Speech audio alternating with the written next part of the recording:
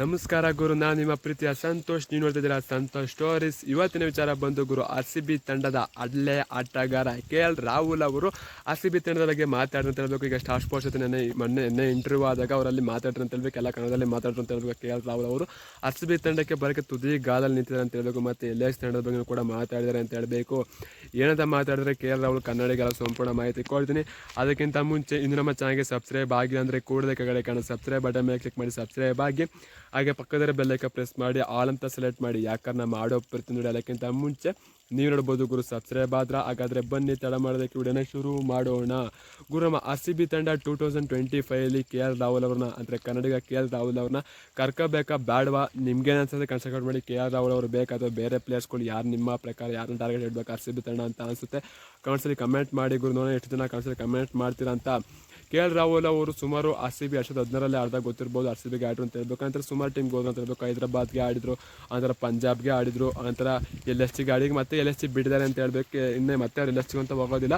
ಅವ್ರು ಹೇಳಿರೋ ಪ್ರಕಾರ ನಾನು 2016 RCB ಬಿಟ್ಟು ಹೋದ ನಂತರ ನಾನು ಸುಮಾರು ತಂಡಗಳಿಗೆ ಆಡಿದಲ್ಲಿ ಯಾವ ಟೀಮ್ ಅಷ್ಟೊಂದು ಕಂಫರ್ಟಬಲ್ ಕೊಡಲಿ. ಯಾಕಂದರೆ ಮೇನಾಗಿ LS ತಂಡ ತಗೋಬೋದು.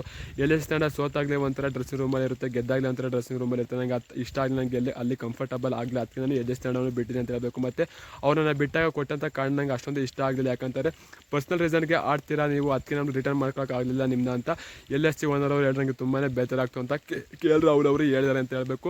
ಮತ್ತು ಇನ್ನೊಂದು ಹೇಳಿದ್ರೆ ಅಂತ ಹೇಳಬೇಕು, ನಾನು RCB ತಂಡಕ್ಕೆ ಆಡೋಕ್ಕೆ ಇಷ್ಟಪಡ್ತೀನಿ. RCB, CSK, ಮುಂಬೈ ಇಂಥ ತಂಡಕ್ಕೆ ಆಡೋಕ್ಕೆ ಇಷ್ಟಪಡ್ತೀನಿ. ಯಾಕಂದರೆ ಅವರು ಸೋತಾಗಲೂ ಕೂಡ ಡ್ರೆಸ್ಸಿಂಗ್ ರೂಮ್ ಅದೇ ರೀತಿ ಇರುತ್ತೆ ಅಂತ ಗೆದ್ದದ್ದು ಕೂಡ ಅದೇ ರೀತಿ ಇರುತ್ತೆ.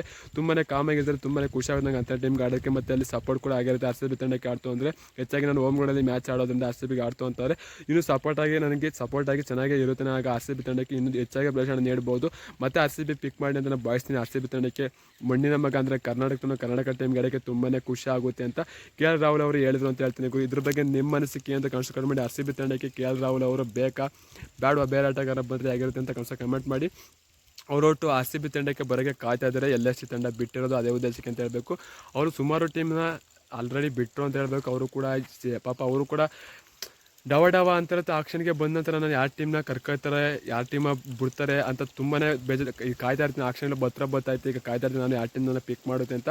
ನನಗೆ RCB, ಮುಂಬೈ, CSK ಇಂಥ ಟೀಮ್ಗಳು ಪಿಕ್ ಮಾಡಿದ್ರು ಸಾಕು ಅಂತ LSG ಅಂದರೆ KL ರಾಹುಲ್ ಅವರು ಹೇಳಿದ್ದಾರೆ ಅಂತ ಹೇಳಬೇಕು. ಇದ್ರ ಬಗ್ಗೆ ನಿಮ್ಮ ಅನಿಸಿಕೆ ಏನು ಅಂತ ಕಮೆಂಟ್ ಮಾಡಿ. RCB ತಂಡಕ್ಕೆ ಯಾವ ಆಟಗಾರ ಬಂದರೆ ಚೆನ್ನಾಗಿರುತ್ತೆ ಅಂತ ಕಮೆಂಟ್ ಮಾಡಿ ಗುರು. KL ರಾಹುಲ್ ಅವ್ರನ್ನ ಕರ್ಕೊಳ್ಳಿ ಮಣ್ಣಿನ ಮ್ಯಾಗ ಓಪನರ್, RCB ಓಪನರ್, ಮತ್ತು ನಂಬರ್ 3 ಆಡ್ತಾರೆ, ನಂಬರ್ 4, ನಂಬರ್ 5, ನಂಬರ್ 6 ಎಲ್ಲೇ ಕೂಡ ಯಾವುದೇ ಪ್ಲೇಸ್ ಕೊಟ್ಟರು ಬ್ಯಾಟಿಂಗ್ ಆಡ್ತೀನಿ ಅಂತ ಆಟಗಾರ RCB ತಂಡಕ್ಕೆ ಬೇಕು ಅಂತ ಹೇಳ್ತೀನಿ.